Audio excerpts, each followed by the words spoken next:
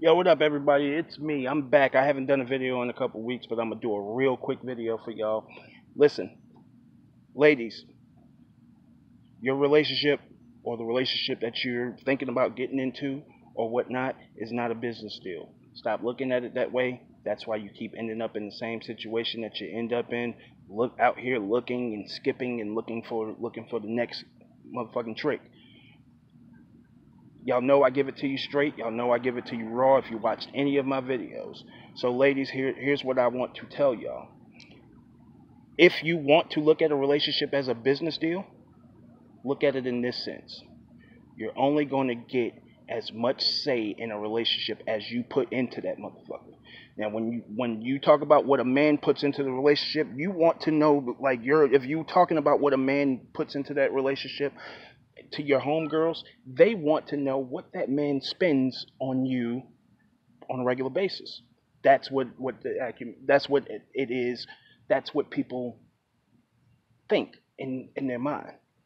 Now, with that being said,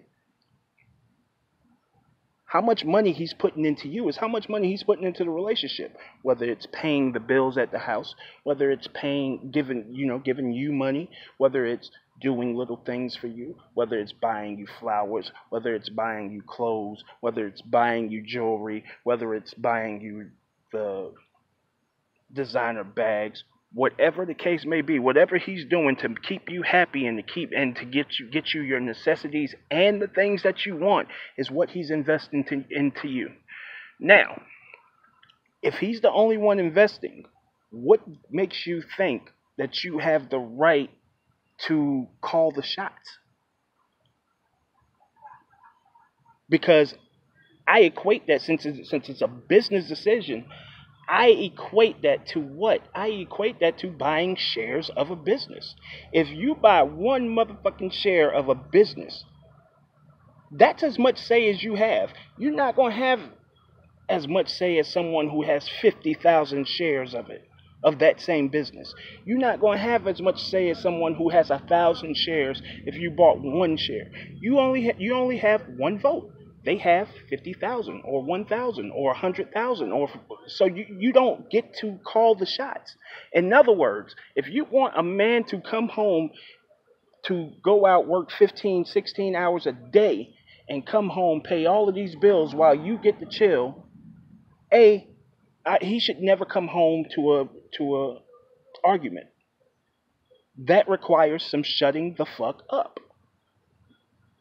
If you want a man to pay all your bills, he should never come home to his house being in shambles. He should never, if he has to basically go to work, come home, go straight to sleep, and get ready to do the shit all over again the next day, he should never come home to screaming kids.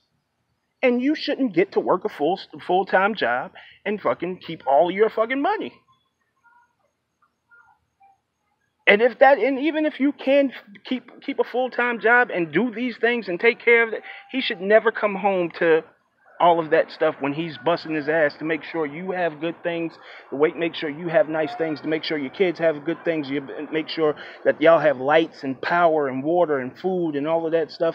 Those are things that he should never have to come home and worry about. See, this is where the game has gotten twisted throughout all of these years.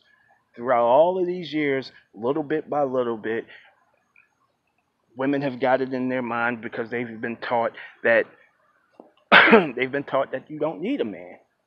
And you might not need a man. But there's some shit that comes with you not having a man. And there's some shit that comes with you having a man. When you have a man, there's responsibilities that you have to make sure that man can continue to do his thing and to be that glue. That he can do his thing to make sure that you have shit. Period. Point blank. Now, the less monetarily that you put into the house, the less you should say to that man. You want to accuse him of cheating and he's working fucking 60, 70 hours a week. He ain't got time. And if he's still spending time with you, it ain't that much time in the world, baby. It ain't that much time in the world. If he's still on his days off, that man he should be in the house if he's fucking smart.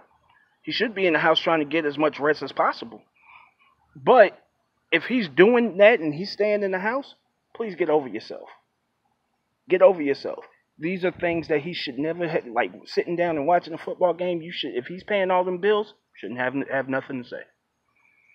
Shouldn't be saying nothing about, oh, I want to watch this. Can you go in the room and watch this or this, that, and the third? No, no, you shouldn't have. And that's not to say that, hey, ladies, you should be with sitting in the house barefoot and pregnant. That's not what I'm saying. What I'm saying is whatever the type of relationship that you choose to go to be in, that's the type of relationship it is all the way through. That's the type of relationship it is all the way from top to bottom. Not expecting to get a return on what men used to do back in the day when their women were I don't want to say passive, but when women were in the house, like it's not adding up to what the hell y'all are expecting. Y'all want a man to go and pay all the bills, come home, help you. You want a man to go work, pay all the bills, come home, help you cook, help you clean, cook, and do all and help with the kids. What exactly are you? And you go to work for a full-time job and keep your goddamn money and do whatever you want to with your money and shop and spend $800 and $900 on goddamn high heels and all of this stuff. What part of the game is that?